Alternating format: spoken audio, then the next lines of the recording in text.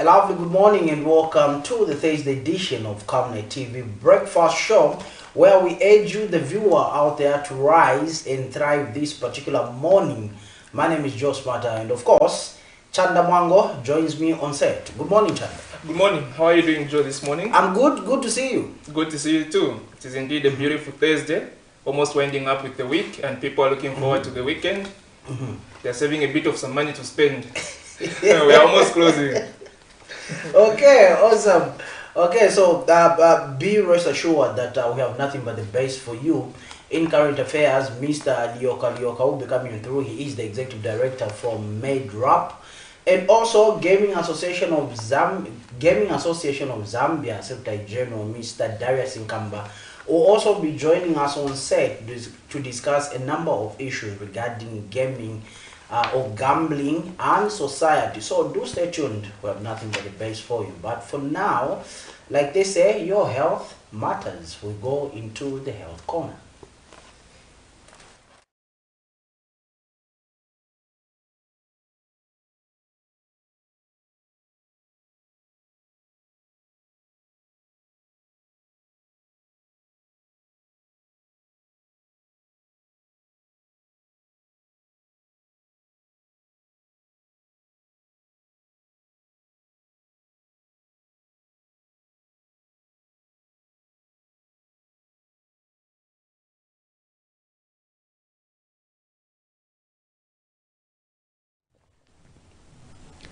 Good morning and welcome to the Health Corner here on the Breakfast Show. I am Dr. Nakubia Nampaya.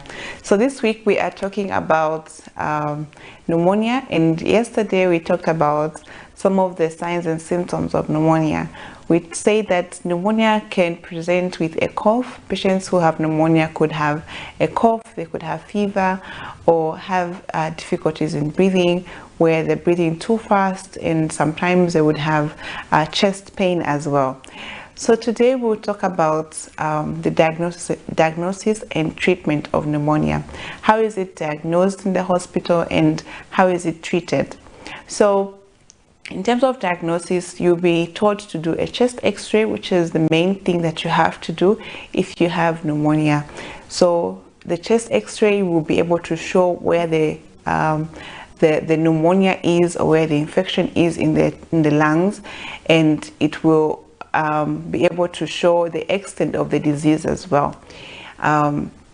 It can also show if it's not a pneumonia and if it's any other condition that is there in the lungs. If you have probably water that has accumulated in the lungs, it can also be seen on the chest x-ray. It can show if it's just, for example, TB in the chest.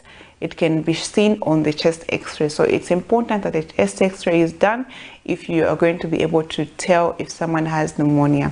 The other tests that can be done are blood tests, and these will be able to show that there's an infection going on, and it will show also how much blood you have, if you have the normal amount of blood and other chemicals in the body, if they're within normal ranges as well.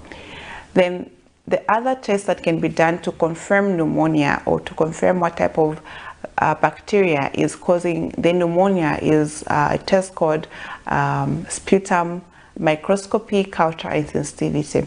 So this is a test that is done on the sputum. So you'll be asked to produce some sputum, or to cough and produce some sputum, and take it to the lab, where it will be tested to see what type of bacteria is in that sputum. And when they identify the bacteria, then they can also identify what type of medication can be used to cure that bacteria.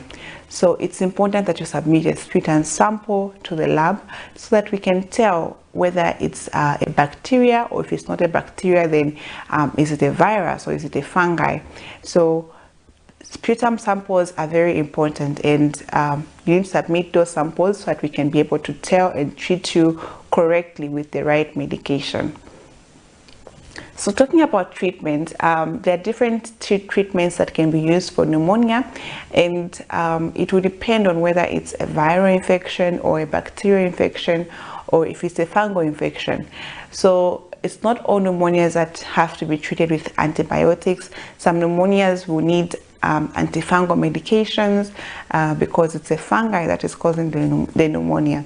So people who don't like to go to the hospital to get tested, it would be a disadvantage to them if they only treat themselves at home without going to the hospital, because if it's a fungal infection and you use back antibiotics, for example, then it means that you're not curing that fungi and it's going to continue growing, and by the time you're getting to the hospital, then it has become a severe disease. So it's important to get treatment early. You go to the hospital and receive the correct treatment for the infection that you're having. So if it's a viral infection, usually there are antivirals that can be used depending on what type of virus it is. Sometimes with viral infections, they resolve on their own, so it would go away on its own because it's a virus, and so we can't use antibiotics for it. And there's some viruses that are self-limiting, so they will go away on their own after some time. So that is how pneumonia can be treated in the hospital. And depending on what type of pneumonia, like I have said, you'll be given the correct type of treatment. So make sure that you go to the hospital to get the correct treatment from the doctor, and do not self-prescribe medication at home. So today we're talking about the diagnosis and treatment, and we say that to diagnose pneumonia, you need to do a chest x-ray, you need to do a sputum test, and you also need to do some blood tests. Then for treatments, you can have a viral pneumonia or a bacterial or a fungal pneumonia, and so the treatment will be different. Make sure you go to the hospital to get tested and to be able to determine what type of treatment that you need for the pneumonia that you have. I do hope you have learned something. Make sure you watch again tomorrow, where we'll talk about how you can prevent pneumonia at home and what are some of the complications that can arise if you don't treat pneumonia early. So make sure you watch tomorrow again. Invite your friends to watch as well. And if you have any questions, you can reach out to me on Facebook at Dr. Nakubena Mfaya. I'll see you again next time. Stay blessed and stay healthy.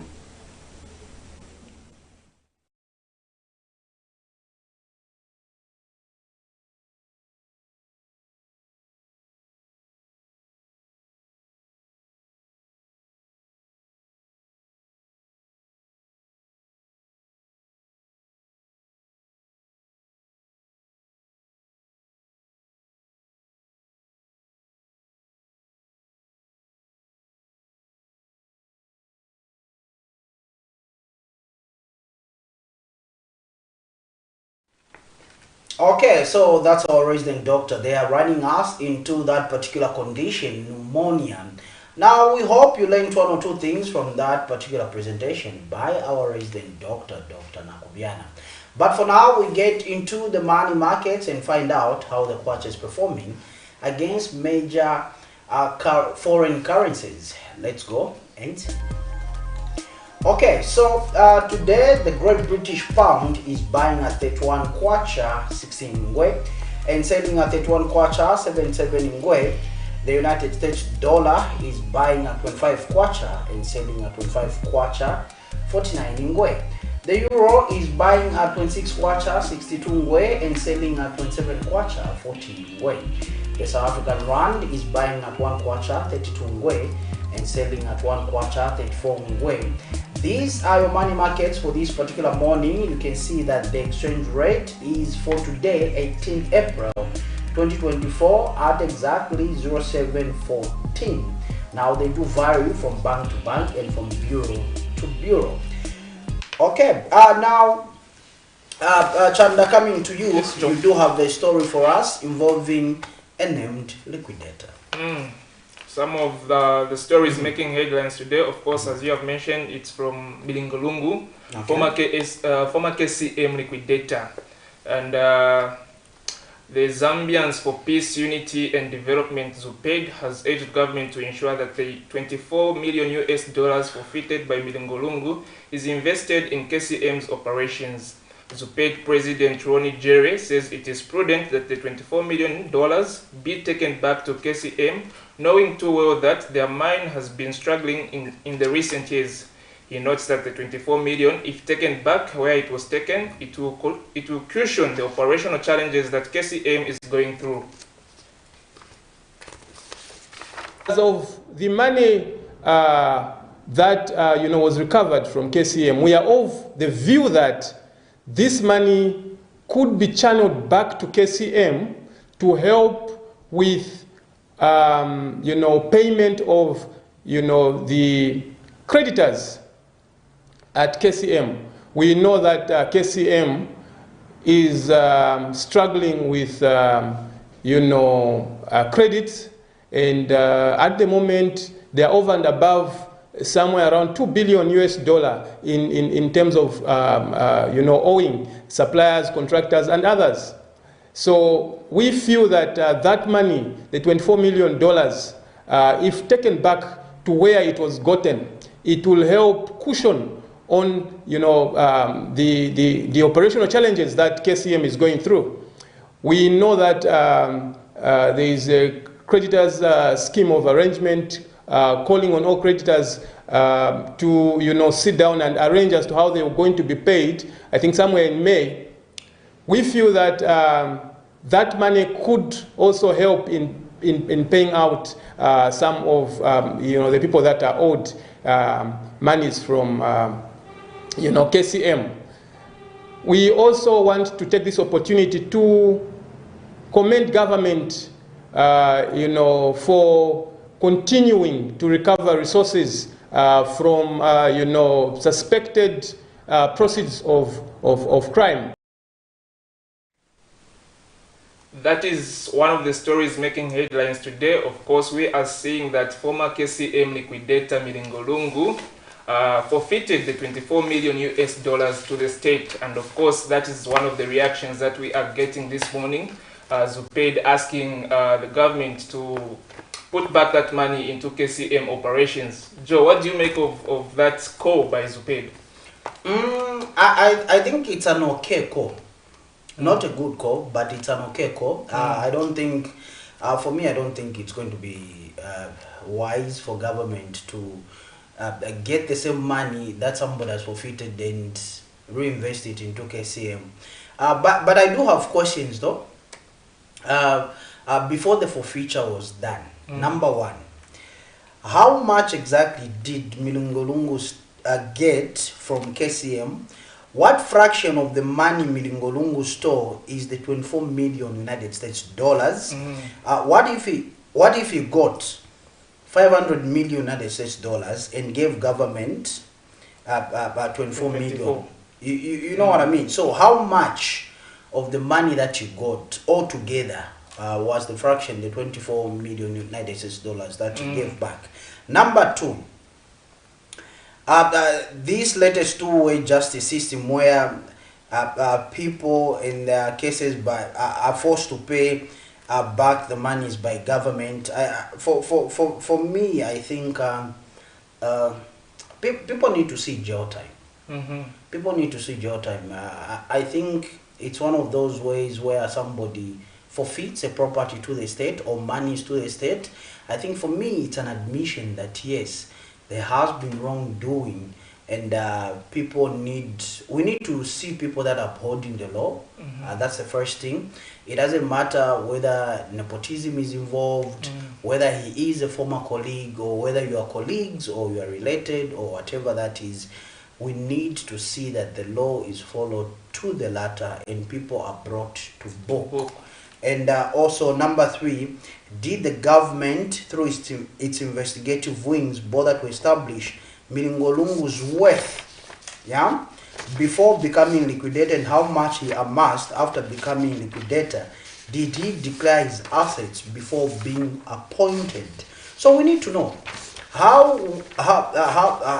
much of worth was this man before he became a provisional liquidator for KCM, and after the liquidation process didn't even take place. So after that, how much Was he worth? Yeah. We need those investigations. We can't all the time be seen to be running a country as if it's cousinship. Pachimbuya. No. We need to know how much was this man worth, this money that he has forfeited to the state, how much of it did he get? I don't want to use the other word, but I want to say how much of this money did he get for him to have forfeited 24 million. Another question. Now that Mr. Milungu is free and without any criminal record, does government realize that the man can simply be appointed to be a liquidator? For another public company, don't you think the man needs a court open trial to determine if he is a criminal or not? These are the points that I was putting up, obviously, when I was going through this case and preparing for this particular program. These questions started coming into my mind, and I was thinking, how about if he's appointed as a provisional liquidator for another company? What happens when he's got this record of having forfeited this amount of money, which he admittedly got? So number 6. Number 5. Even after Milingolungu's case, nothing much was changed at KCM except a new liquidator, who was appointed by the UPND and served for another 2 years plus before the asset was handed over to Vedanta.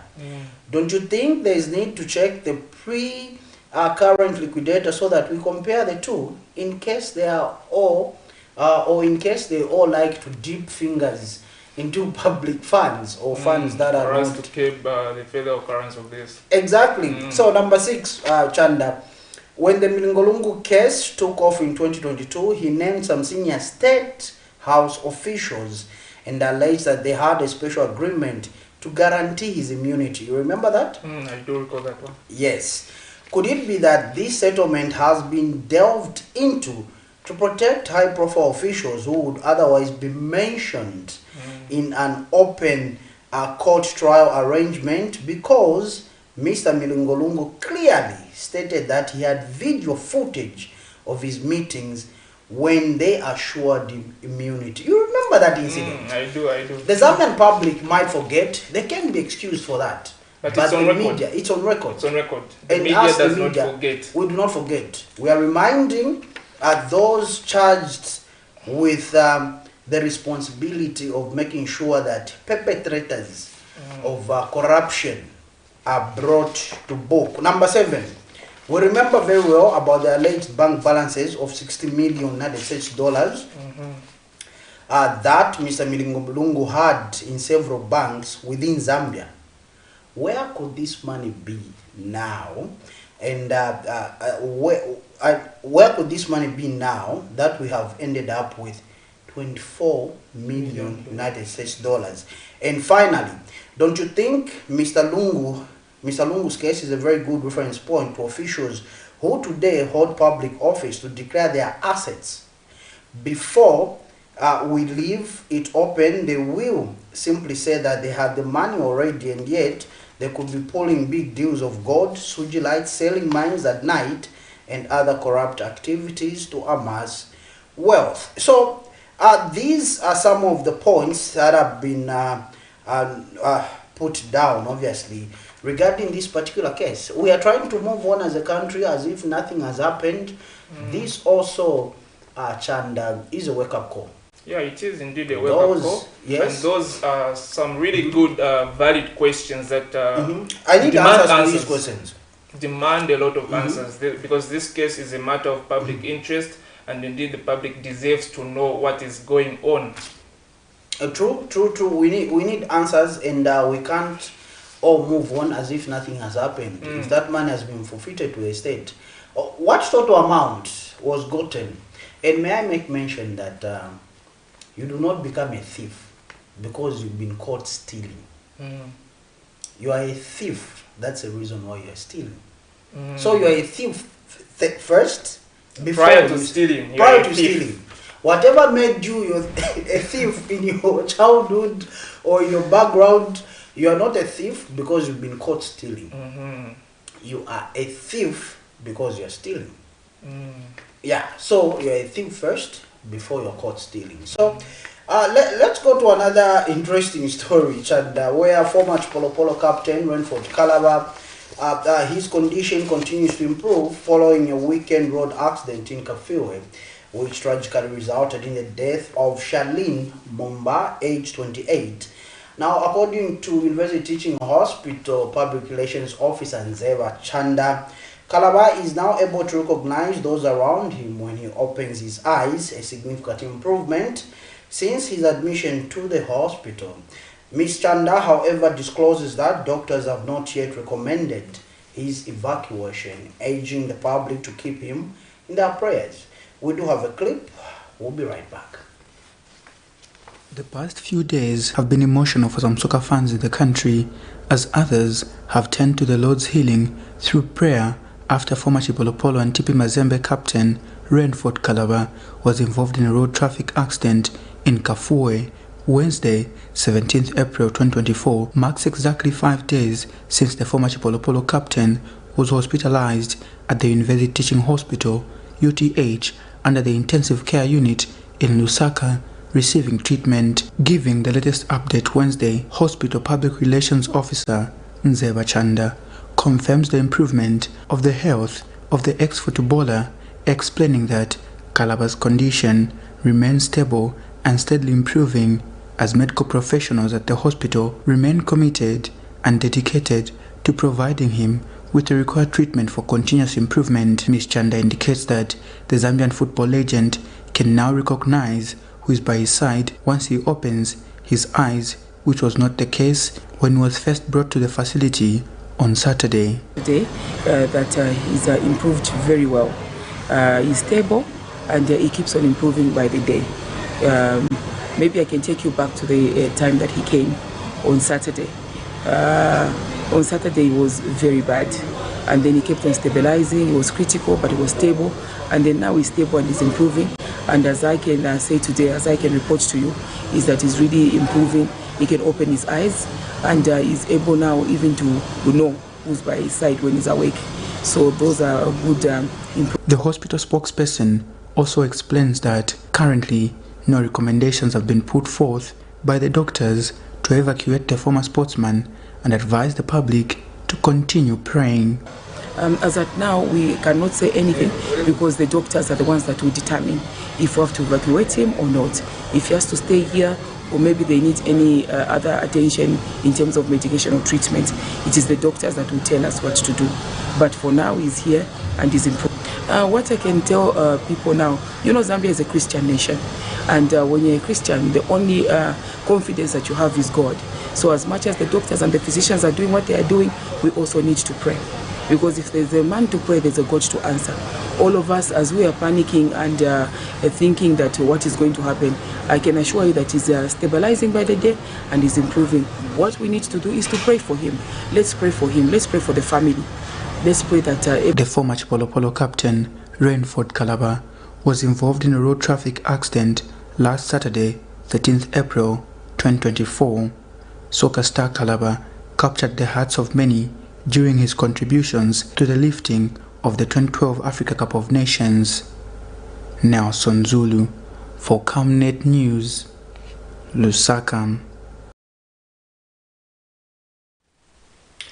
Okay, we can only wish a quick recovery to our maestro, master, Renford Calabar there. We can only wish him a quick recovery, and God's prayers go up to him in this trying moment, and we are sure our master will be back soon to join us back in society as he recuperates at the University Teaching Hospital.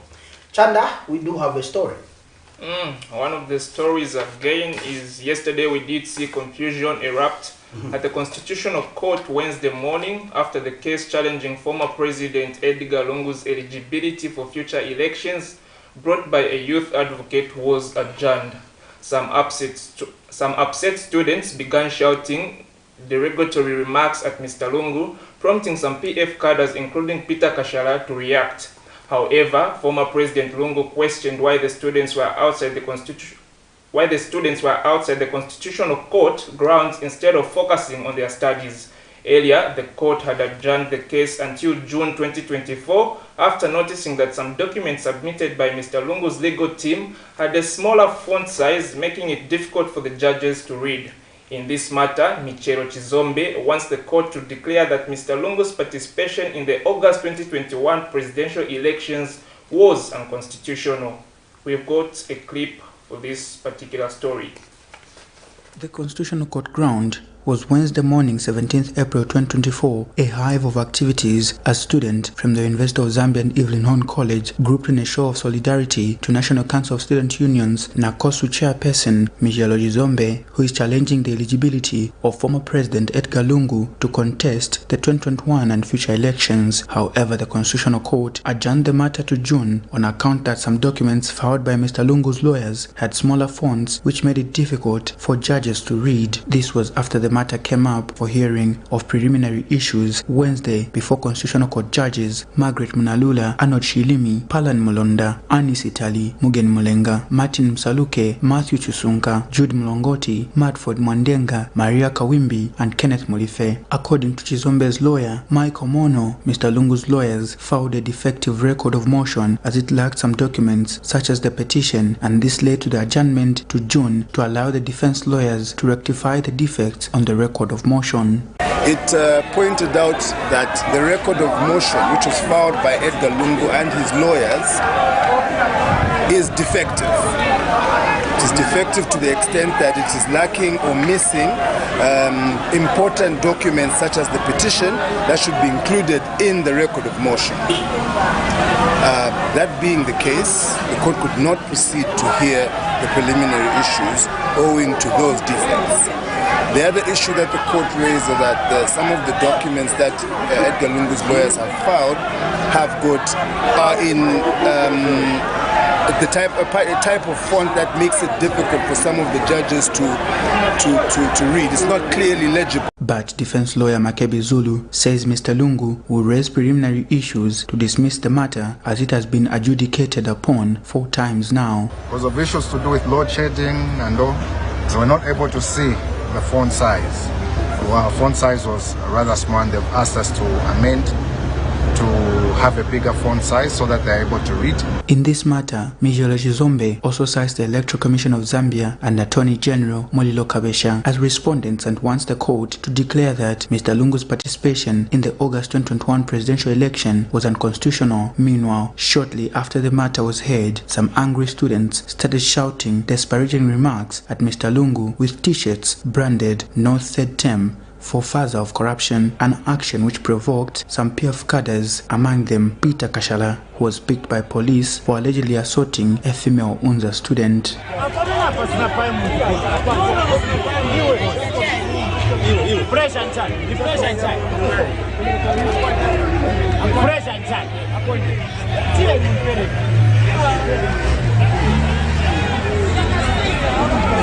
Yes, a group of cadres which came, which caused a commotion, which resulted the students to react. What we are saying is that we're just trying to send a message out there to, especially the politicians, to say that when we're having such cases, please don't bring cadres here. But former President Edgar Lungu wondered why the students were outside the Supreme Court instead of studying.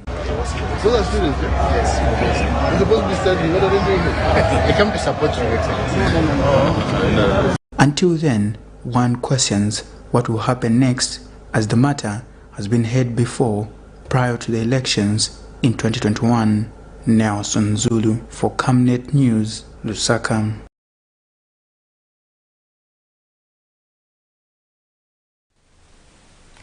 An interesting story that we saw yesterday, a very good development, you would say, because it was interesting to the public to see. We did see a lot of students gather allegedly from the University of Zambia. And it's not alleged.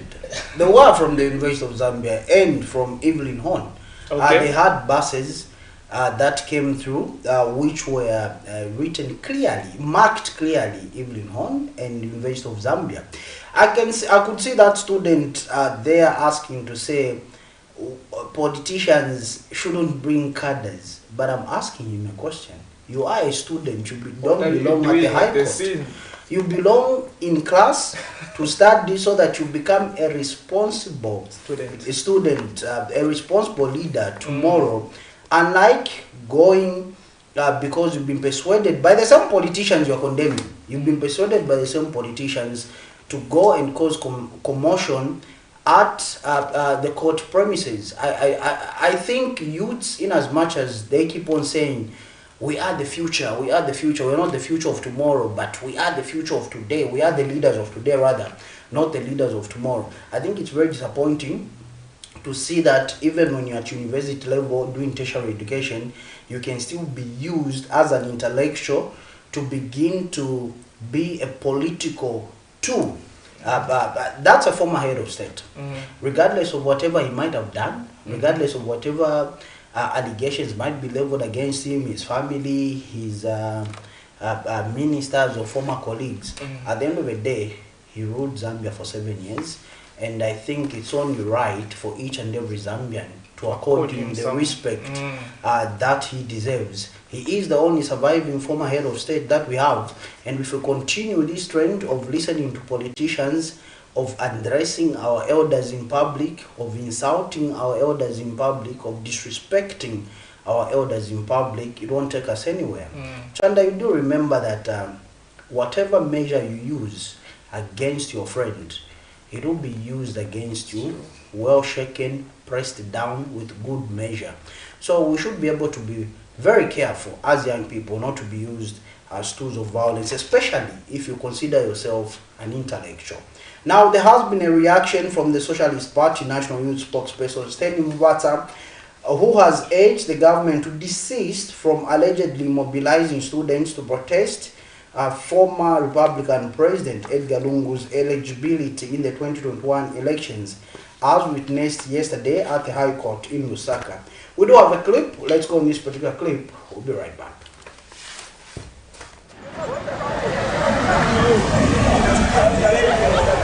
We are concerned that this administration assembled students from higher learning institutions, namely UNZA and Evelyn College and many others, and took them to High Court to go and offer the so-called, to go and protest that ECL is not eligible. They are forgetting that the very students they've taken there are the very students who need bursaries.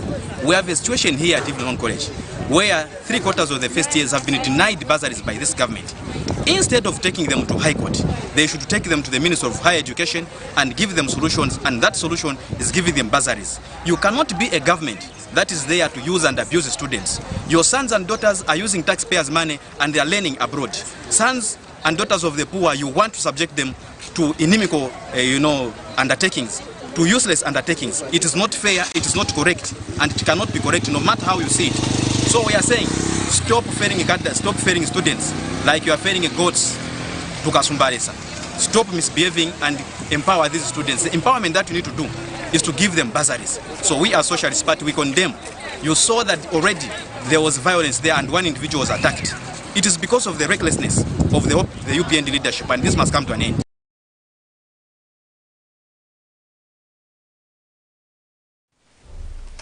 Okay, Stanley Mubata there, Socialist Party National Youth Spokesperson, weighing in on the matter that took place of students being ferried to the High Court. Obviously, it is alleged that they were trying to show solidarity to their Students' Council chairman, who is Chizombe, who has sued or challenging the eligibility of former President Edgar Lungu in the 2021 general elections. Now, my question is, if the court rules that he wasn't eligible, so what happens? That's a very interesting question, because elections have already passed. Are they going to reverse the elections? The Zambians have already decided. So that decision cannot be withdrawn. We are currently having a new president. Whether or not he was eligible, elections have passed. So that is really something, I don't know. These students were exploited to go and offer solidarity and to the man that was challenging the eligibility of ECL.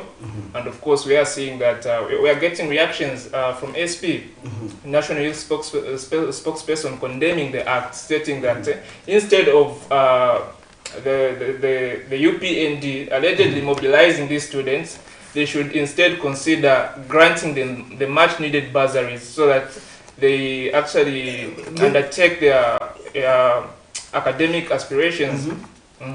Before those grants are even granted, I think they should also look into the aspect of sanitation. Sanitation, accommodation at these same institutions of learning. When you visit these institutions of learning, the state in which the sanitation conditions leave much to be desired. The way the sanitation conditions are at these very institutions. Accommodation also is also a thorny issue. I think that's what should preoccupy students, unlike leaving classes, going there to go and chant anti-Lungu slogans to the former head of state. I think they should concentrate on their studies if they are to be responsible youths in future. They are condemning cadres being there.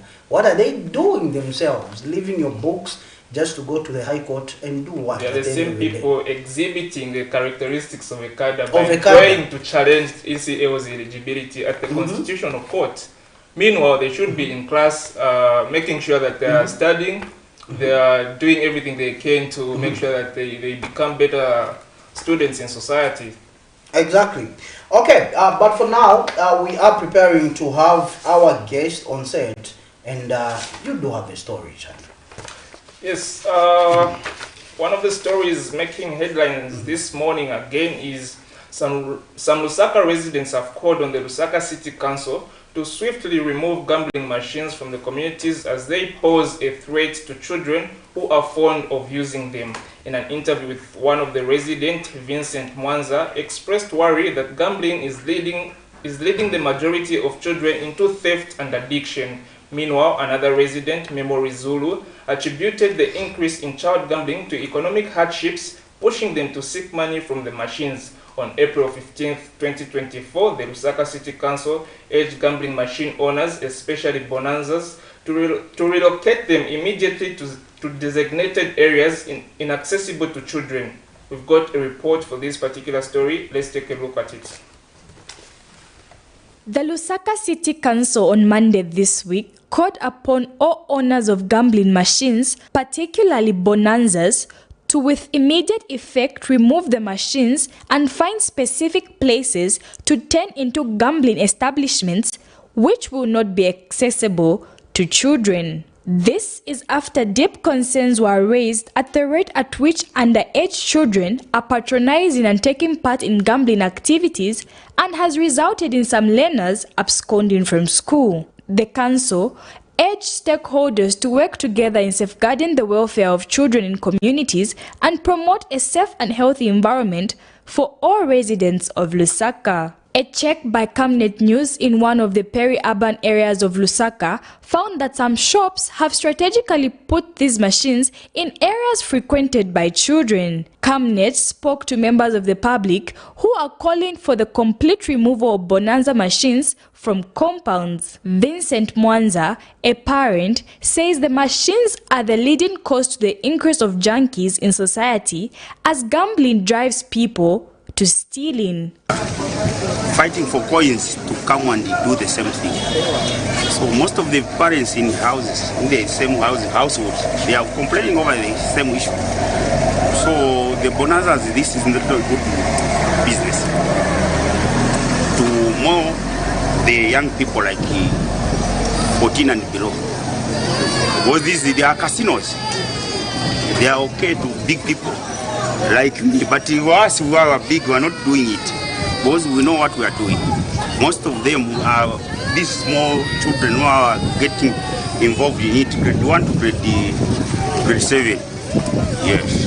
So. And Memory Zulu says the machines have brought confusion in homes as they are not only being abused by children but also women. Therefore, there is need for them to be banned in certain areas. Mabonanza yamenya paka makomboni sini yaona bwino ndaba yaleta problems yambiri. Problems yaleta ku bana na ku bazimayi bonse kunkala problems. Chifuka cha njala. mabonanza vana vamaenda kumabonanza chifukwa cha njala uzaona kunyumba kutoka kuseni sanati akapeza coin aenda kubonanza kuti apezeko yakuti ero kubwera kuli vazimai mudzimai vazamusiyira ndirama olo vamusiyira yandiyo vazafunika kuti aende kubonanza apangirepo ndirama ija ikule apeze venango vamafuna vapeza yandiyo na yamova mwaona. That's why it's very bwiri ero vileta chongo mumanyumba y'abantu. Meanwhile, Abel Mbita had this to say. Those are not okay. In short, gambling is not okay. Bonanza destroy a lot of children in the society. Instead of him or she going to school, start doing bonanza. They start stealing. Some they start junking because of the same bonanza. Instead of going to school, but he just looking just for a coin.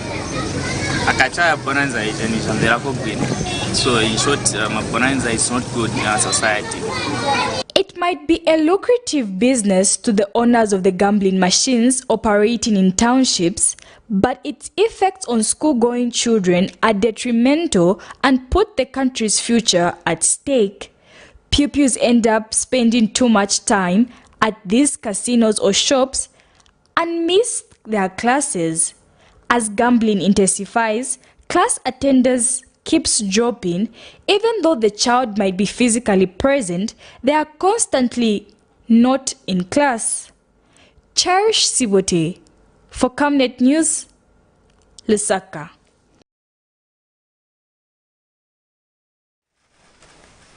Okay, so that's a story regarding gambling in Zambia and the concerns coming from members of the public there. And we do have a man that has information and of course that is in charge of gaming in Zambia. And we're talking about Mr. Darius Sinkamba. He is the Gaming Association of Zambia Secretary General. Mr. Sinkamba, good to see you and welcome. Thank you so much. Pleasure to be here. Okay, first things first, Mr. Sinkamba, a pronouncement was made by the Lusaka City Council to ban gambling machines in communities or grocery stores as well. But you are privy to this information. Let me find out, what is your reaction? Our reaction as Zambia Gaming Association is that it's a long overdue issue. It's something that we've been preaching even to our members. Now, one surprising thing is that most of the people that have put this bonanza or the slot machines in adjacent areas, a lot of them are not even our members. Okay. Now, it's because of the lucrative nature of the business they've gone into the business. Okay. So, do you welcome this move from the Lusaka City Council and the concerns that are coming from members of the public, especially parents?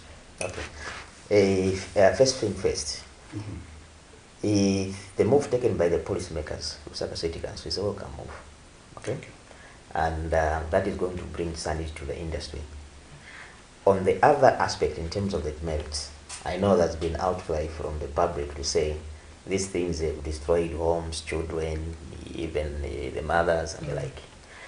But it's something which is very sensitive. It's actually a very sensitive industry.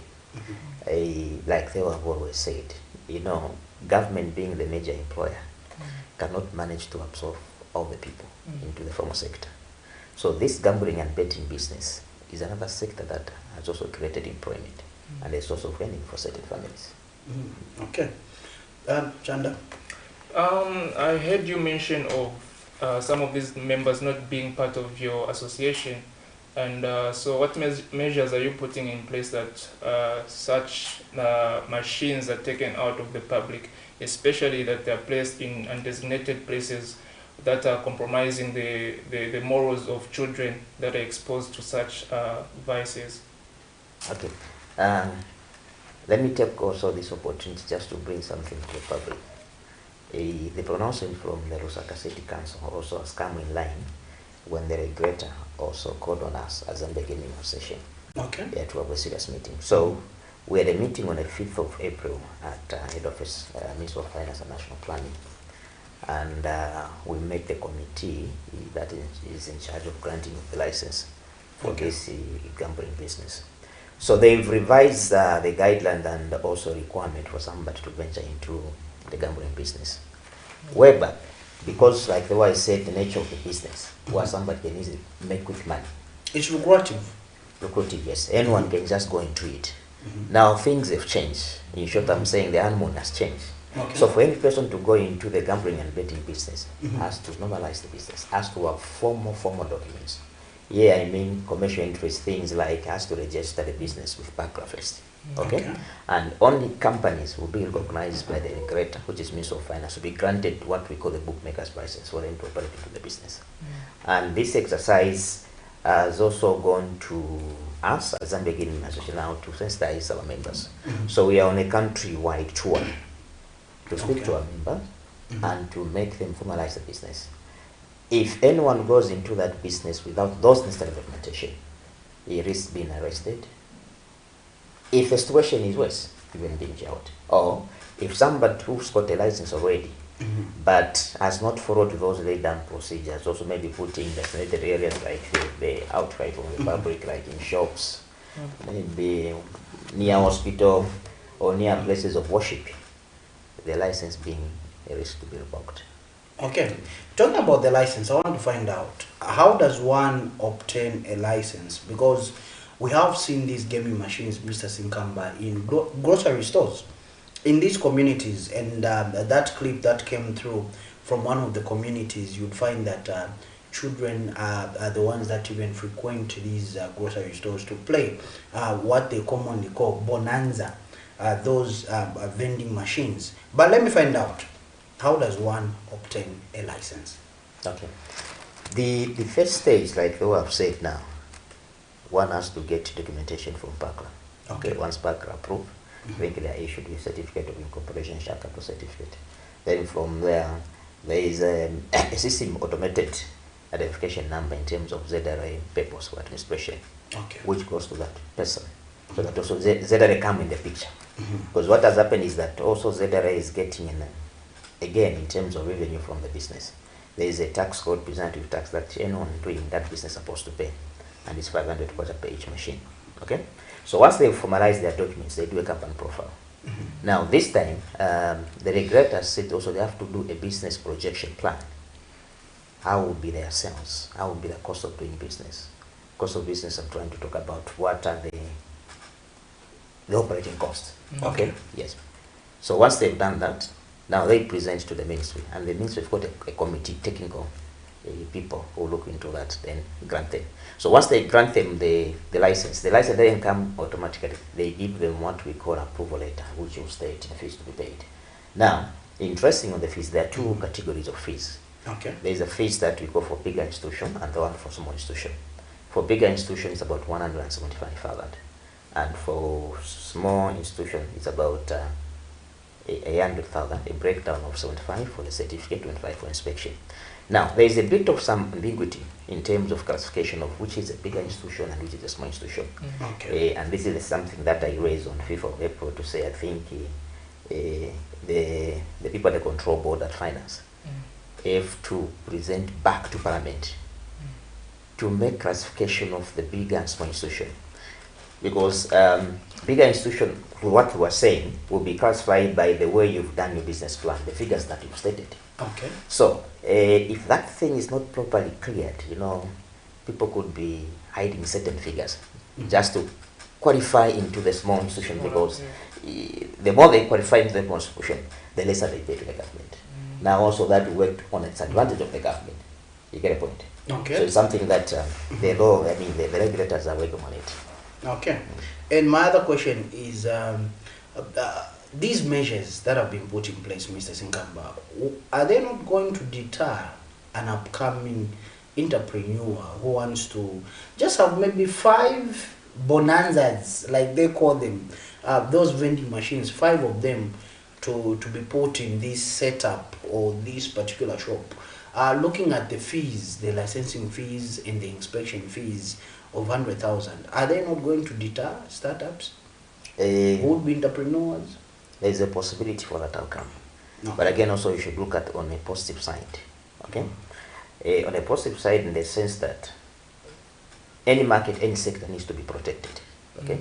Once a sector market gets saturated, appreciation in terms of revenue or even operators also it's something like frustrating thing, like the way it is now, because our laws were a bit flexible, where somebody with 2 machines will just get them, go and place them at a crusade, because doesn't know or has no one to check him immediately. So now, with the way the Ministry of Finance has come up with these strict guidelines, okay, it will make other people come out of the business. Come out of the business in the sense that because they cannot manage those fees, all right? Now, on the sector protection, the industry would have been protected. The few that will remain will make reasonable income. And also, it will be easier for the government to collect revenue from there, because it will have brought sanity to the industry. Okay. There are two viewpoints on this topic. You've mentioned of the inspection fees costing over 100,000. Just like my colleague has mentioned, he is a would-be entrepreneur, maybe wanting to just place 2 bonanzas in the street just as a way to make some money, but then looking at how much it's going to cost them to have their business inspected. Don't you feel, in as much as you are looking at it from the positive side of things, it's sort of preventing them from earning a living, because there are some, looking at the high unemployment levels in the country, there are some families that really depend on that as a way of income. Yeah, that's very true, but I'll be very honest. In every sector, if you let the rules become too flexible, advantages are found on the both sides. For the people that are operating into that space, meaning the investors who've come in, okay? Also for the government, you get a point. So my submission to the Betting and Control Board during the meeting that we had on 5th April 2024, we tried to give advice to say, let's look at the Zambian brothers and sisters. Of course, they can't manage to raise those funds like the way our foreign nationals are coming from strong economies. I think that was something that you should know.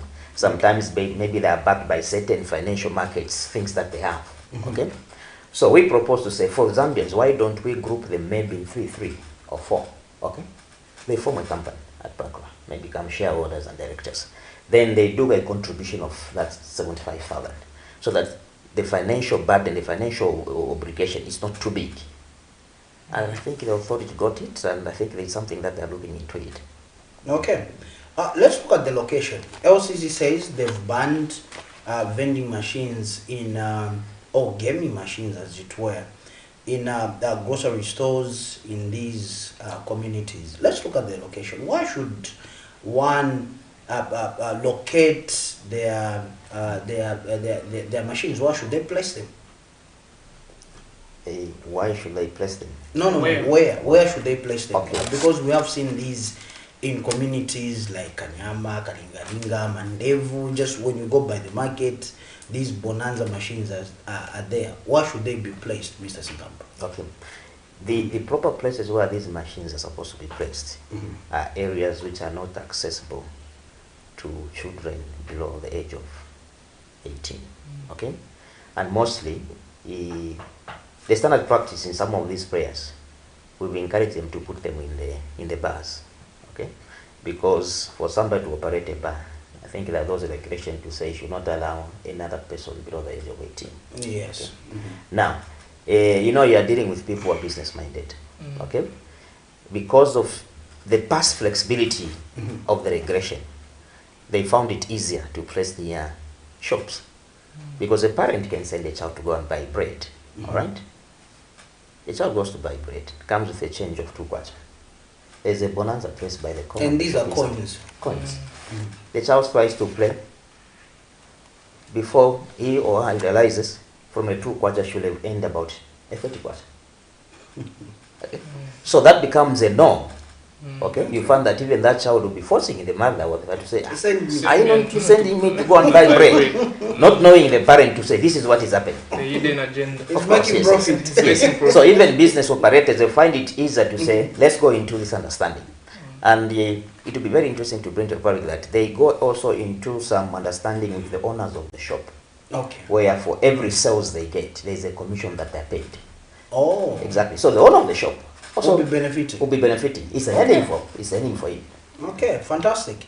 Now, a story is told, Mr. Sinkamba, of a child who had access to his mom's Airtel mobile money account. Let me not mention the service provider, but mobile money account. Then this child was playing what is known as Aviator. Yes. And there was, is it a 25,000 in that particular account?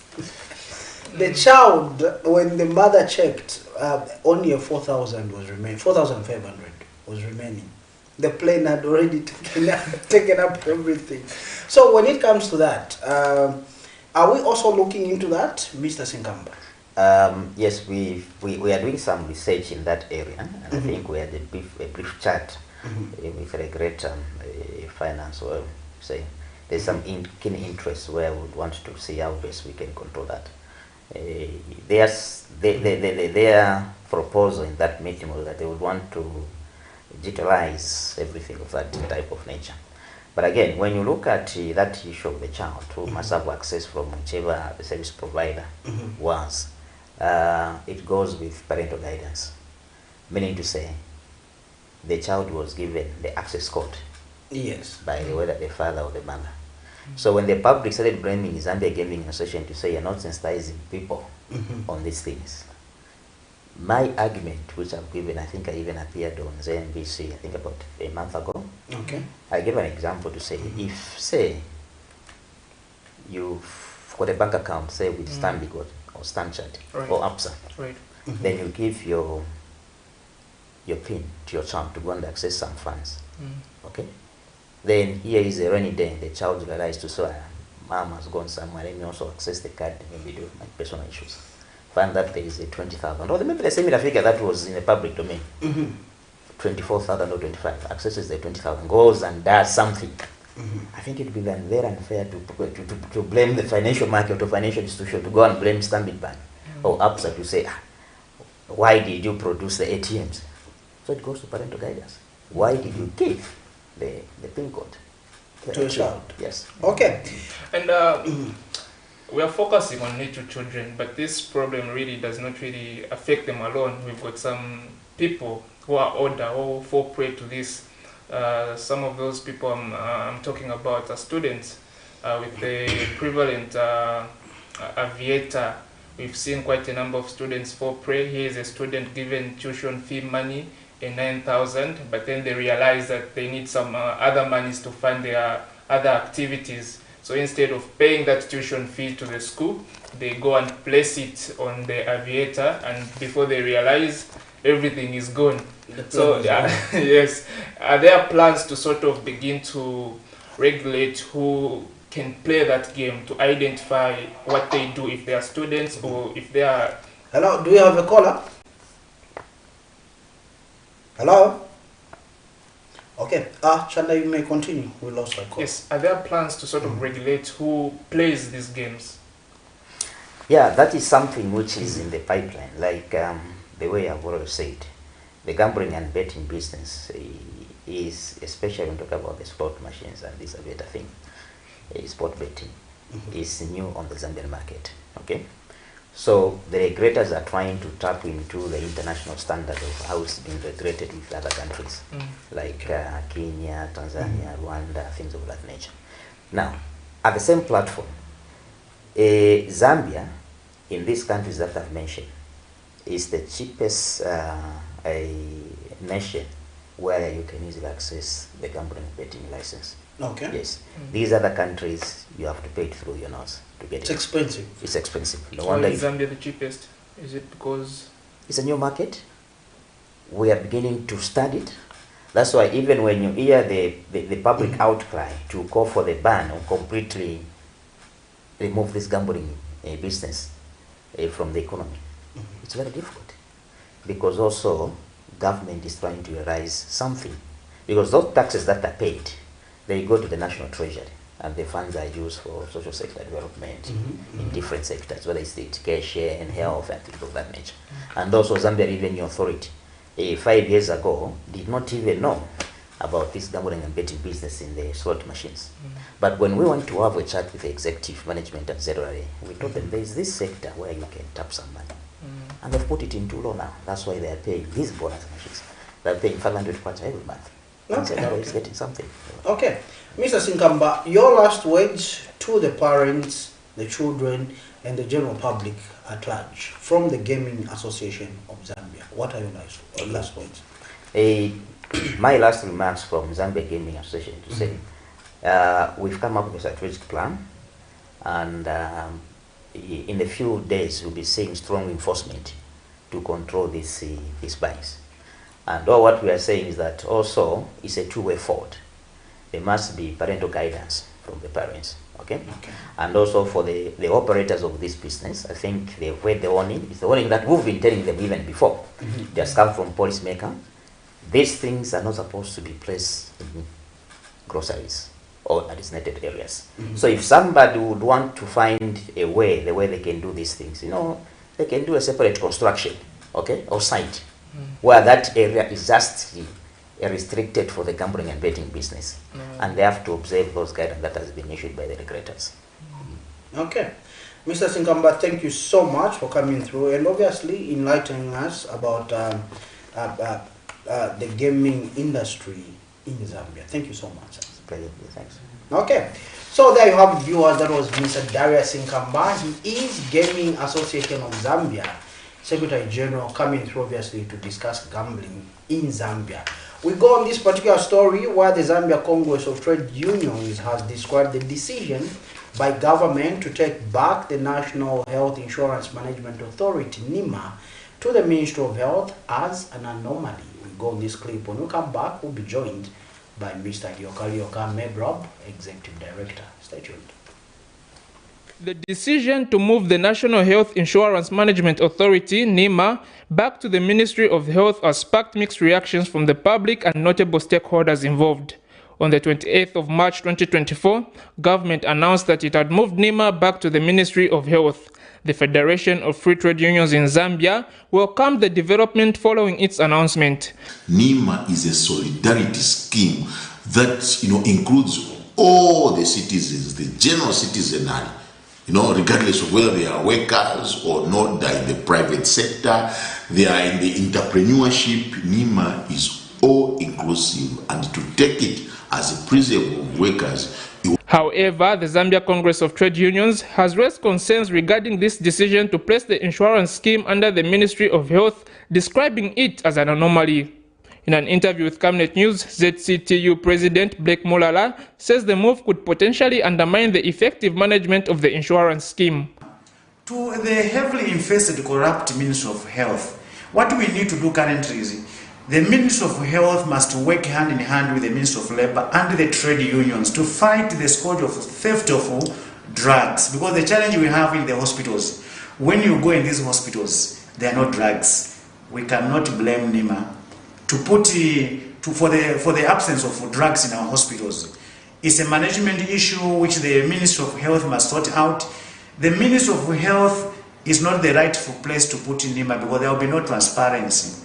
Corporate governance, I think, require that there must be separation in terms of transparency must be seen that it's working. Because the Ministry of Labor, we believe that it's the best ministry. We have there's no specialized institution under the Ministry of Health, like we said from the start. And our staff. Mr. Mulala has further highlighted that such a shift seemingly compromises the quality of services offered under the insurance scheme.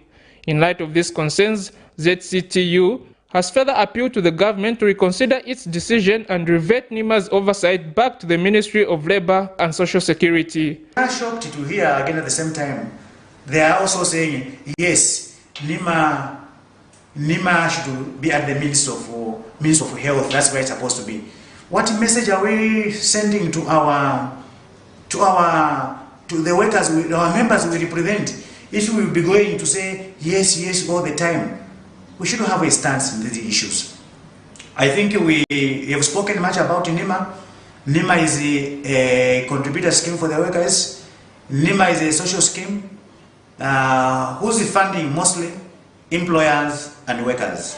anything, any pronouncements which must be done, you cannot do a pronouncement to have changes or just look like a company where you have got shareholding. The majority shareholding are not able to know what is happening at the company, then changes are taking place. This is the same story we say. We are, as workers, the major funders. And any pronouncement. Chandamango for Camnet News in Osaka. Okay, thank you so much for still joining us. Now, that's a story that is talking about NIMA being realigned back to the Ministry of Health. And in that story also, Mr. Mlala is talking about if it remained at the Ministry of Labor. However, we do have Mr. Lioka. He is the MEDRAB Executive Director or Medicines Research and Access Platform, which is MEDRAB. He is the Executive Director, and he's here with us. Mr. Lioka, good to see you and welcome. Thank you. Good morning. Good morning, sir. Thank you. Now, you, on the other hand, not so long ago, you issued a statement that you are happy that NIMA was back at the Ministry of Health. Just give us a background of you expressing such happiness that this shift had taken place. Thank you so much. And we have made statements to that effect, that we are happy that government of the Republic of Zambia has eventually decided to revert NIMA to the Ministry of Health. You must understand also, first of all, that even before that action took place, MEDRAB took a number of undertakings advocating for the reversal of that decision. Okay. We made presentations to Parliament through the Health Committee, indicating our view that NIMA should revert to the Ministry of Health, and reasons for that, which we'll discuss. We also wrote letters to the Ministry of Health and other line ministries. We wrote to Cabinet, and I think those letters went as far as the head of state, indicating our position on that matter and why we thought NIMA was supposed to revert to the Ministry of Health. And we were happy that eventually our government did come to the party in reverting that. Now, what are the reasons why we had made that advocacy? Number one, we must state that NIMA was created to help citizens of this country be able to meet health-related costs. Okay. So that we could cut out the idea of out-of-pocket payment whenever we were seeking medical attention. By the way, I must also state that it is MEDRAB also on record to have actually advocated for the establishment of NIMA, first of all. Okay. We were in that realm also to advocate for the formation of NIMA, and purposely so that it can aid and cut away out-of-pocket expenditure for our populations, because it is not sustainable to pay out of pocket. First of all, the baseline is that we must accept the fact that health is expensive. It is an expensive venture, and we must prepare for it in time. The reason is because ordinarily, when you are sick, you are not working, and therefore you may not have income, per se, for that period when you are sick. And therefore, if you look at especially the informal sector, most of our communities depend on day-to-day income. Meaning you are not earning money. How then are you expected to pay out of pocket, for your health expenditure when you are sick? That was the situation that most of our citizens were finding ourselves. And I think we needed to cut away that catastrophic expenditure. It was leading to poverty. It was leading to many other, problems in our communities. So we did that part. Now, when we look at NIMA in terms of coverage, let's look at the big picture. Let's look at the broader view. NIMA was created for citizens of Zambia. That includes the formal sector, the informal sector in terms of our working group, Okay. That also includes our farmers, our people in the villages and everybody else. That goes beyond the coverage, of Ministry of Labor. We must also come to the understanding that MOH, Ministry of Health, in terms of coverage of its institution, covers all citizens, not only workers. And so you will understand from that perspective, first of all, that the broader coverage, the broader view lies with the Ministry of Health. NEMA is not just for the interest of the workers. I think that is what we must understand. Okay. Secondly, we must understand that NEMA per se uses social security mechanisms when it comes to collecting, these returns from workers. And so, yes, we accept that it has that social security inbuilt mechanism in it. Okay. But for the coverage of everybody.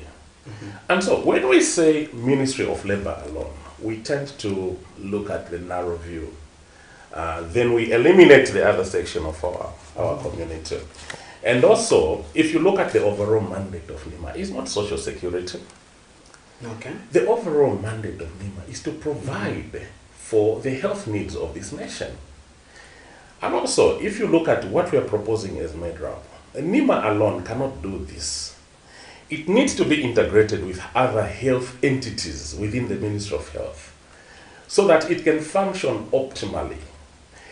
So that there is both policy and programmatic integration with these institutions, so that there is also appropriate policy overlap over NEMA through the Ministry of Health. So that placing it under the Ministry of Labor tends, or rather, in a way, distances NEMA, from that policy oversight through the Ministry of Health. And I think this is what we ought to understand. However, and I must accept this, that if we had to do an organogram for NEMA, it must lie under the Ministry of Health with a broader, block line. Okay. So that we will have a dotted line to the Ministry of Labor. So that at the end of the day, Ministry of Labor still has to provide support in terms of looking at monitoring and evaluation of how NEMA is performing on the aspect of the social security mechanisms. Remember, we are dealing with an entity that is owned by the government of Zambia. So really, at the end of the day, it's neither here nor there when we say NEMA should belong to the Ministry of Labor, it's for workers. I think we tend to look at that narrow view and forgetting that we are supposed to look at the citizens of Zambia. And the entity that is mandated to provide for health for the citizens of Zambia, both in the private and the public sector, policy oversight is under the Ministry of Health. That is our argument, and that is why we are happy that NEMA now can be optimized. Another time, we can actually discuss some of the reasons why, when we talk about programmatic integrations, what do we mean, within the Ministry of Health? That may not be tenable if NEMA is under the Ministry of Labor and Social Security. Okay. So that is our argument. Okay, maybe we can delve into programmatic integration with the Ministry of Health. We still have time because your statement was elaborate. Yes. So we're going step by step. But let's look at programmatic integration. Now, when we look at programmatic integration, we know that the purpose of NEMA is, first of all, to be able to collect these funds. And they have mechanisms that they have devised for the public sector, for the private sector, let's say for the formal and the informal sector, in short. Okay. And also for people that are not in employment, people that are in the villages, and also there are exceptions to that rule. And NEMA has started recruiting members. You and me, being where we are today, are members of NEMA by law, and we need to do that, and we are. So that is the first thing. Secondly, who does NEMA work with? NEMA works with health institutions in the public and in the private sector. What does NEMA do? NIMA reimburses for provision of services to its members that seek these health services either in the public sector, in the public facilities rather, and in the private facilities. So that elementally, in elemental terms, what we're saying is that when I go and seek medical attention from, say, University Teaching Hospital, or Hospital B, which is in the private, for as long as that institution is accredited by NIMA, the services will be provided to me. So that where I needed to pay for the labs, where I needed to pay for the medicines, I will be given those medicines without having to pay from out of pocket. Because I may not actually have that money. I am sick. I'm not productive. And that is the essence of NIMA. So that now NIMA will recoup its expenses on me by claiming, the facility will now recoup its expenses on me through and from NIMA, reimbursement system. Okay. That is how it operates. Now, you will see that that intimacy needs to be integrated within the Ministry of Health for it to work. And it started actually from there, and it's been working very well. Okay. Now, if you look at, again, our current advocacy is NEDRAM. We look at this whole, scheme from way back when we began advocating for this. Now, what we are saying is this. And we are happy that this government has now said they want to devolve the provision of health systems to municipalities and local authorities. That is actually very good, and we want to commend government for that. So with that pronouncement, what we are saying is that if they will be now localized, and by the way, we are saying that we are now reducing the accountability threshold lower, from high up there to the district level, to the municipalities and civic authorities. So that now what should happen is that because these civic authorities will manage these facilities, they need now to have the money to buy the medicines. Okay. You understand what we say? So that now what we're saying, because if they don't do so, then we are not devolving truly. Okay. So what we are saying now is that Ministry of Health now must devolve the drug budget. And quote me rightly, I'm referring to the drug budget. Okay. Yes. A component of the health budget, which is the drug budget, must now be devolved to district and facility level where possible. These monies should be held at that level. Okay. That's what we are saying. And follow my argument. When that money is held at that level, what now we are saying is that these facilities at district level, they have the money. That is devolution, Okay. in terms of the financial issues. So now, Ministry of Health is still interested, by the way. And now, for them to be able to follow up on their interest, they will now create a robust monitoring and evaluation mechanism. Okay. Follow through how it's being utilized. Just there, Mr. Lyoka. Yes. You are saying but if these district facilities have their own monies, so it simply means that they are able to make their own budgets now. Correct. Okay. They will make their own budgets. Also, you must understand that at district and at regional level, morbidity or disease patterns tend to differ. So in this case now, they will only be able to budget and buy, and mark my words, buy medicines which they need at that level. Now, where are they going to buy from? We are also saying that now than ever before, there is now an urgent need for this government to commercialize the operation of ZAMSA. Okay. ZAMSA is our central medical stores. Now what we're saying is that give ZAMSA a seed money. Okay. Okay.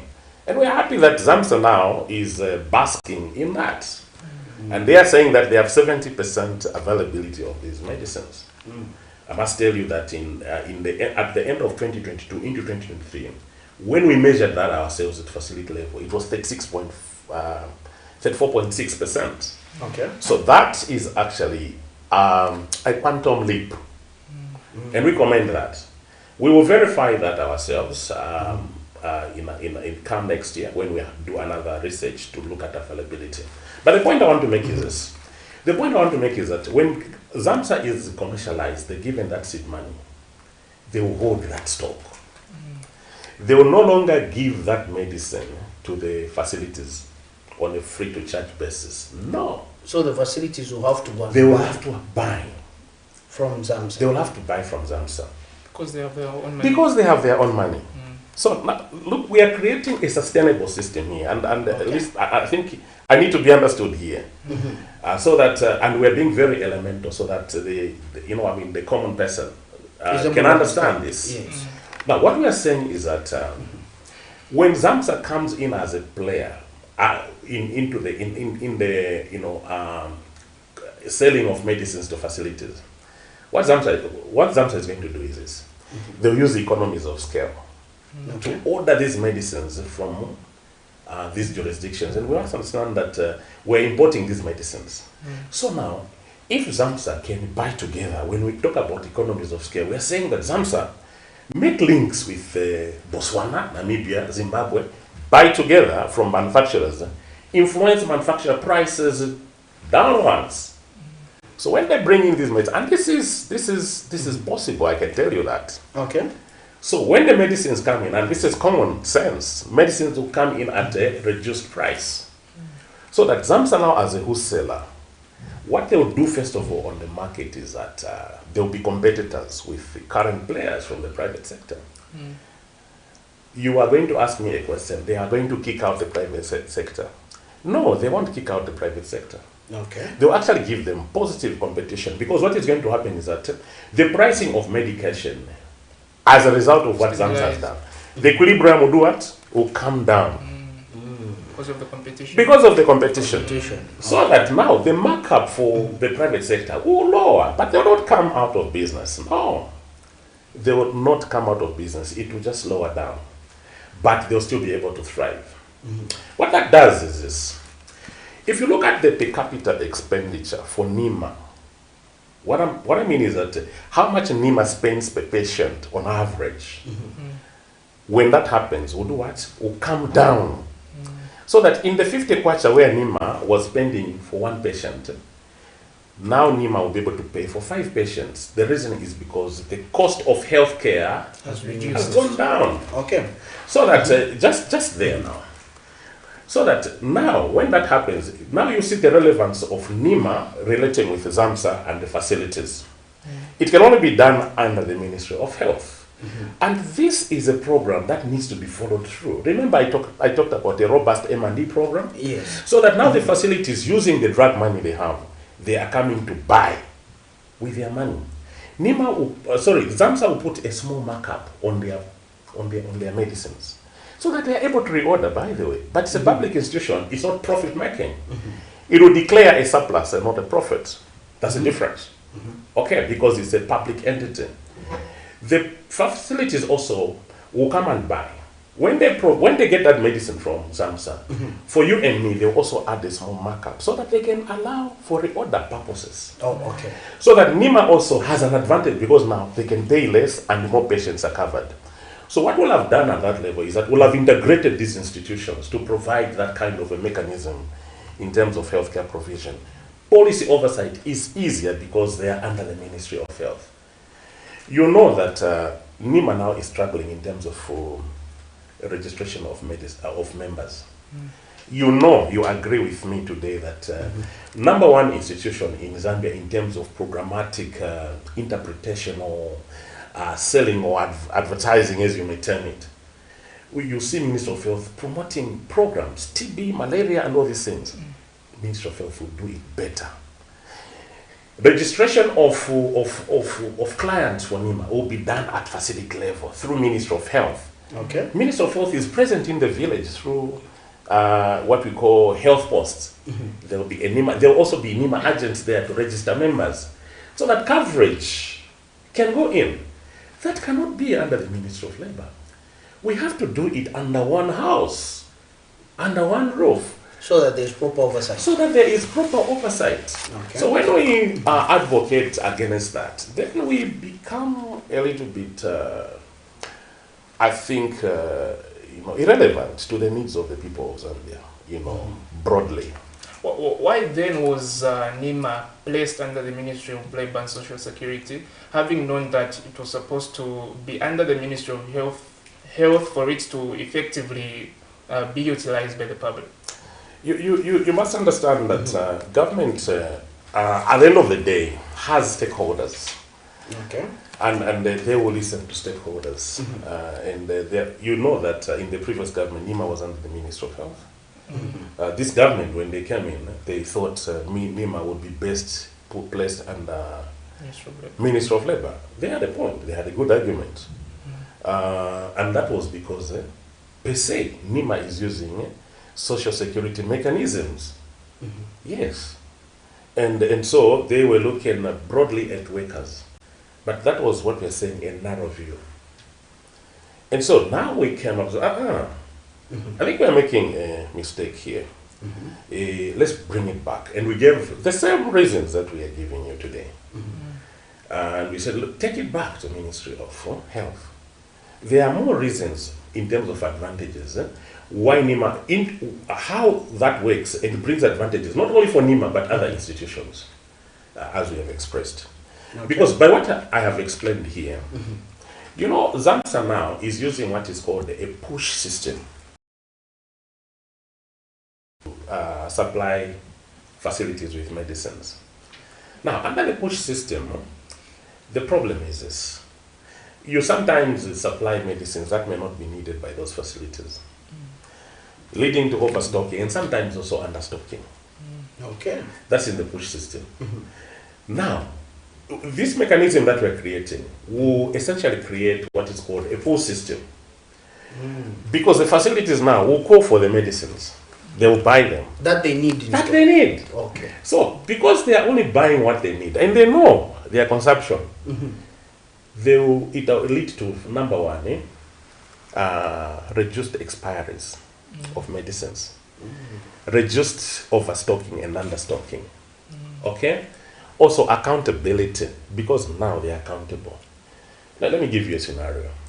When ZAMSA is taking their medicines into the hospitals, ZAMSA does not have personnel they provide oversight for in the facilities. Right.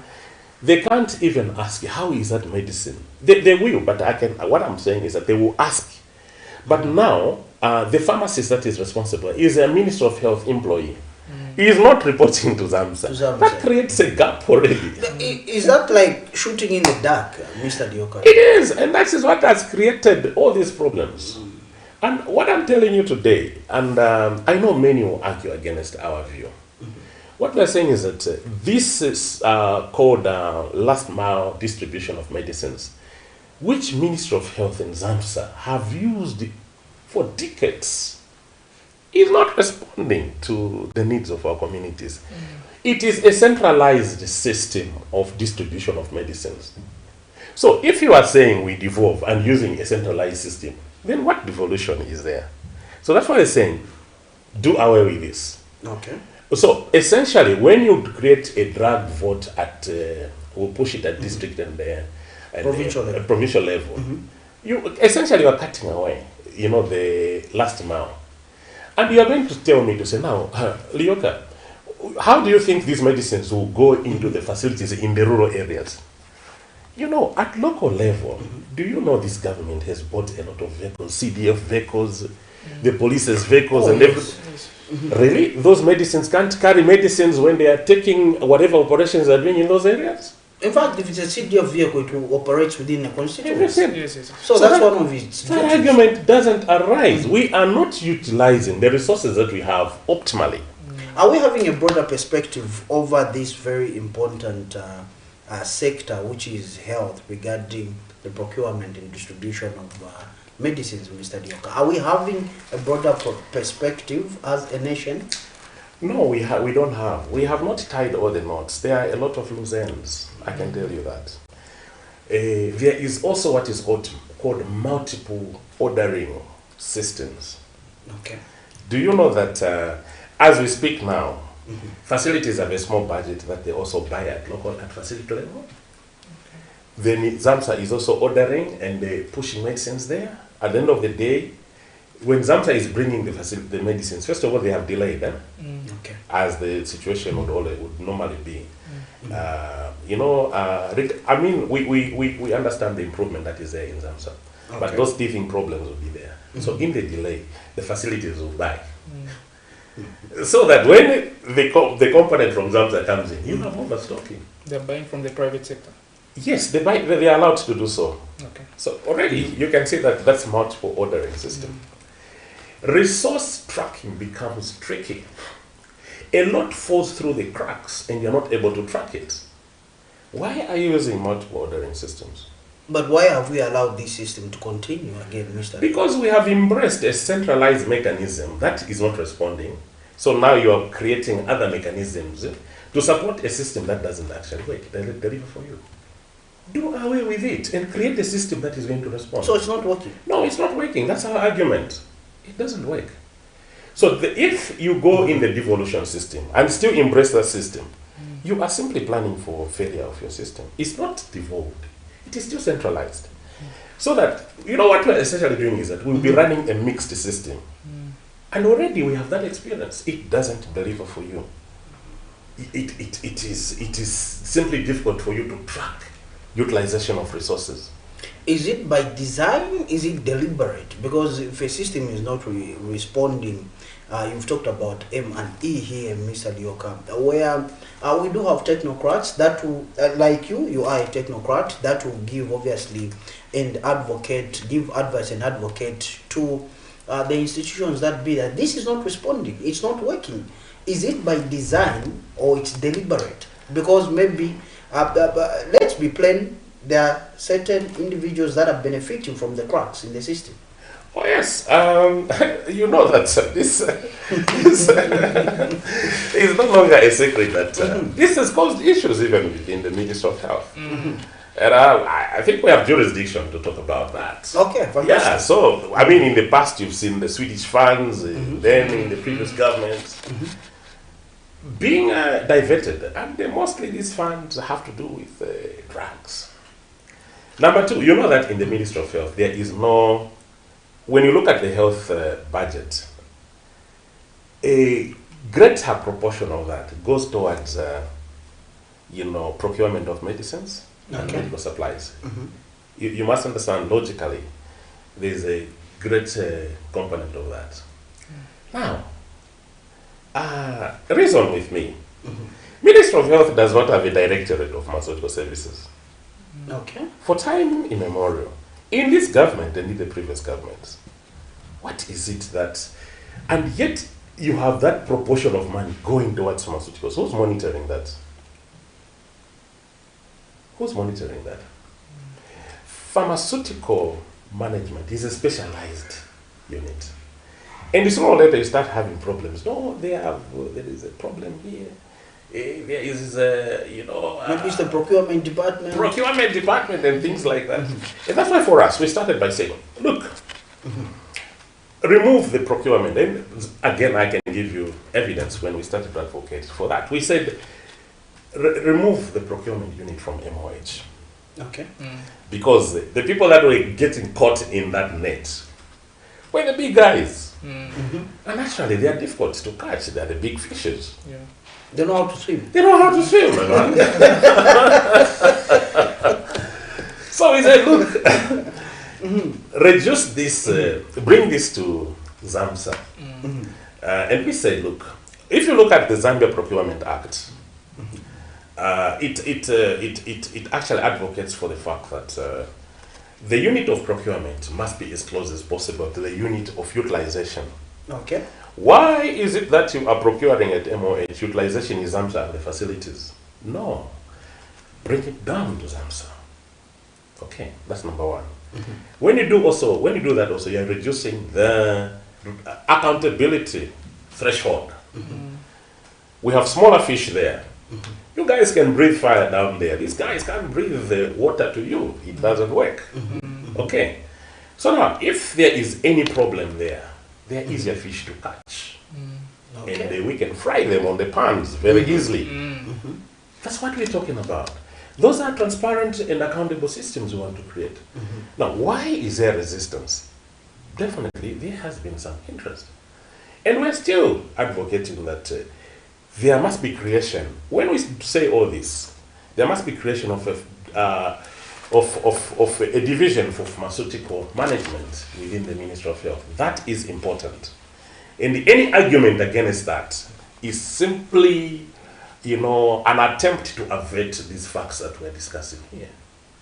You are creating all these other departments. Why are you not creating this relevant department? Why are you not putting somebody to oversee these activities appropriately and closer look at matters? And yet, there's leakage in that area. Why are you not interested in sealing the leak? That's our argument, we're saying. Okay. I'm afraid, Mr. Lioka, we need to go. We've run out of time. But let me thank you more sincerely for coming through and obviously for giving us an elaborate explanation as to why you support the shift or the shifting of NIMA to the Ministry of Health. Thank you, sir. Thank you so much. We are so grateful for inviting us. Okay. We are ready to come again whenever we are required. Thank you so much. Okay. Thank you. Chanda, we need to go, but quickly, within 30 seconds before we go, we do have our viewers joining us via our Facebook page, which is Camnet TV. They have one or two words to say, and we just want to get your comments quickly as we say bye-bye to you. Okay, here we are. So we have Mr. Isaac Chileshe who says, good morning, Brother Joe. That idea of taking the money to KCM is okay, because it was from KCM that we can revamp the mine. Okay, thank you so much, Mr. Chileshe. Ubro Chomba Mlenga says, did he steal is the correct term, referring to KCM provision or liquidator there. Thank you so much for those messages and for choosing us amongst many. Chanda, we need to go. Thank you for being with us, viewers, but unfortunately we've run out of time. Be sure to catch us tomorrow at the same time for the breakfast show for yet again another amazing discourse on national matters. I've been your host, Chanda Mwango, alongside my colleague Joe Tapelo Smart. Good morning and God bless. We'll see you when you see us. In the month of February, it was reported that Barrick Lumwana Mining Company had been battling to contain uranium contamination of drinking water at its facility in Northwestern Province. But originally, the issue was noted November last year. According to the Radiation Protection Authority, Barrick Lumwana Mining Company informed the authority on 27th November 2023 of the elevated uranium levels in potable water from one of the water treatment plants, which was supplying drinking water to one of the sections of mine employees. The uranium levels were detected by the mine's environmental department. During the routine sampling checks, the level detected was 0.037 kilograms per liter. The Ministry of Technology and Science has clarified that the levels detected were below the 100 millisieverts set International Atomic Energy Agency standards and had no risk as far as radiation exposure to human health and the environment. Speaking at a press briefing, Minister of Technology and Science Felix Mutati says the Radiation Protection Authority carried out sample tests to substantiate that the detected levels are not harmful to the residents of Lumwana. No risk as far as radiation exposure to human health and environment is concerned. Following the incidents, Barrick Lumwana Mining Company undertook immediate corrective actions. The use of potable water from the water treatment plant was suspended and employees were provided with alternative water sources. He says the ministry through RPA will continue to monitor Barrick Lumwana mine to ensure the safety and protection of workers and the environment from possible ionizing radiation. Has put in place a strong regulatory framework to ensure that our workers, our people, are protected. In addition, RPN continues to monitor the transportation, the usage of any material or devices that are capable of emitting radiation. Meanwhile, Radiation Protection Authority Director Bosta Simwila has assured Zambians that the authority has made various strides in protecting citizens from radiation. Without having competences present in all the areas where monitoring and inspections are required, we have a lot of challenges. On our database right now, the statistics show that we have moved from about 800 to more than 2,000 registered users of radiation. So that gives you a picture that we are on the ground and we are enforcing, and the enforcement mechanism is really strengthened. Cherish Sibote for Camnet News, the Saka.